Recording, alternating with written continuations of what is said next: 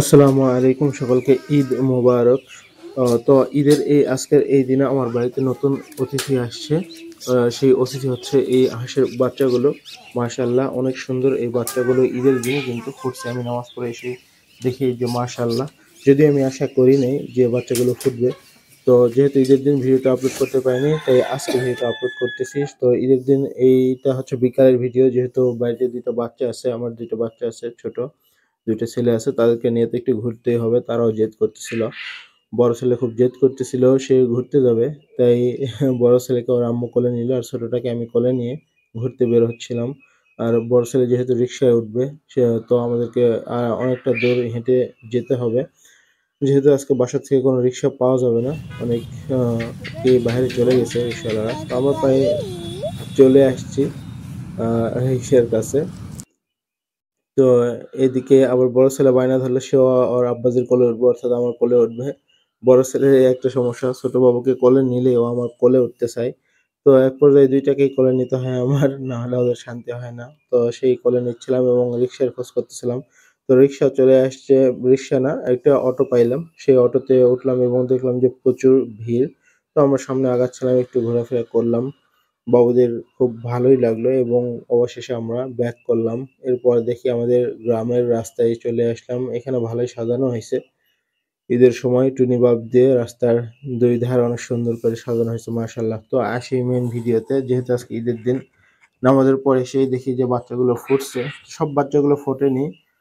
মোটামুটি ১৩ টা ডিম দেওয়া ছিল। ১৩ টা ডিমের মধ্যে ৬ টা অলরেডি বাচ্চা বের হইছে এবং আর কয়েকটা আছে, সেগুলো একটু আমরা ভেঙে দিচ্ছিলাম। হালকা একটু ফাটছে, বাকিগুলো একটু ভেঙে দিচ্ছিলাম। যাতে তাদের বের হতে অনেকটা সোজা হয়। আর এই সাইডে এদিকে জুরাইস চলে আসছে, অর্থাৎ আমার বড় ছেলে চলে আসছে। আর সেও এইগুলো ধরতে চাচ্ছিল। আর এই পাশে আমার হাঁসগুলো, বাকি হাঁসগুলো ছেড়ে দিয়ে রাখা আছে। তো এই হাঁসগুলোকে আমি ভাবলাম যে এখানে আ একসঙ্গে রাখবো না। কারণ এই যে ৬ টা বের হইছে, ৬ টাকে যদি আলাদা করি, বাকি ডিমগুলোতে হাঁস তা দিবে এবং তা দিলে বাকি ডিমগুলো কিন্তু তাড়াতাড়ি ফুটবে। সেই লক্ষ্যে আমি কিন্তু এই হাঁসের বাচ্চাগুলোকে আলাদা করে নিচ্ছিলাম। মাশাআল্লাহ। তো মাশাআল্লাহ, দেখতে খুবই সুন্দর লাগতেছিল। দেখেন ঈদের দিন এত সুন্দর বাচ্চাগুলোকে দেখে মাশাআল্লাহ খুবই সুন্দর লাগতেছিল। তো এই বাকি ডিমগুলোকে কিন্তু এই হাঁসের নিচে দিলাম। আর এই হাঁসের বাচ্চাগুলোকে কিন্তু আমি বাসায় নিয়ে আসলাম।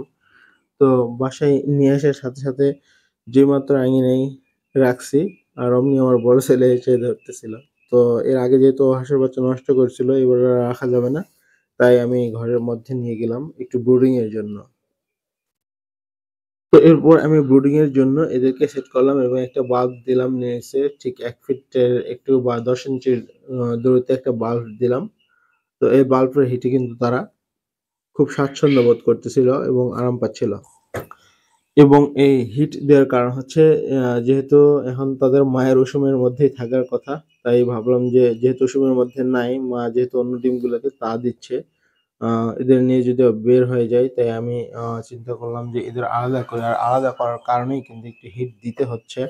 কারণ এই সময় তারা মায়ের উষুম পায়, তো সেই উষুমটা যেহেতু পাচ্ছে না, তাই আমি লাইট দিয়ে একটু ব্রুডিং এর মতো করে একটু হিট দিচ্ছিলাম। যেহেতু বিকাল গড়িয়ে সন্ধ্যা হচ্ছে, একটু ঠান্ডা, ঠান্ডা ভাবও আছে। আর কয়েকদিন দিতে হবে। এর আগে তো বাচ্চাগুলো ব্রুডিং এর জন্য নষ্ট হয়েছিল। তো ভাবলাম যে এবার আর নষ্ট করব না। ব্রুডিংটা ঠিকমতো করি, তাহলেই হবে। বাচ্চাগুলো আর নষ্ট হবে না। মাশাআল্লাহ, দেখেন কত সুন্দর লাগতেছে এই বাচ্চাগুলো। তো আমার এর আগের বাচ্চাগুলোর ভিডিও দেখতে বা আমার খামারের আগের ভিডিওগুলো দেখতে অবশ্যই আমার চ্যানেলটির ভিডিওগুলো দেখবেন। আগের ভিডিওগুলো দেখলেই বুঝবেন আমার আগের বাচ্চাগুলো কিভাবে বড় হইছে। তো মাশাআল্লাহ, আমার আগের বাচ্চাগুলো হচ্ছে এইগুলো এবং এইগুলো হচ্ছে এখন বড় হাঁসের সাথেই থাকে। আমি আলাদা রাখি না। বর্তমানে তারা অনেক বড় হয়ে গেছে এবং বড় হাঁসের সাথেই খায় কিন্তু। তারা প্রচুর খায় এখন। ভালোই খায় এবং তারা সকলেই সুস্থ আছে। এখানে থাকে, তারা এই রুমেই রাত্রে থাকে এবং ছেড়ে দিলে বাহিরে এখানে তারা আসে। আমার এই যে বড় একটা চীনা হাঁসের বাচ্চা আছে। তো ঈদের দিন যেহেতু এরা খেলা করতেছিল। আসসালামু আলাইকুম।